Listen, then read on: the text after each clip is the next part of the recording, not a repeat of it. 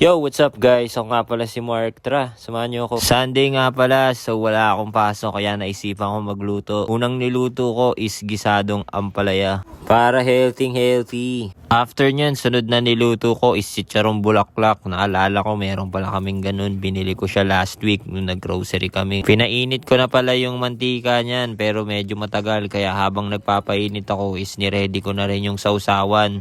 Pinakurat lang yan tapos Del Monte ketchup. Ayan, tingnan. Konting multitask lang para hindi na kailangan gawin after magluto. Medyo golden brown na siya kaya binaliktad ko na. Pero habang nagpiprito ako, since matagal pa, naisipan ko na magtimpla na rin ng iced tea. Para alam mo yun, swabing-swabe. Nauna nga pala ako magising kay Jelay kaya naisipan ko magluto para sa kanya. Konting tulong kasi syempre napupuyat din siya kay baby.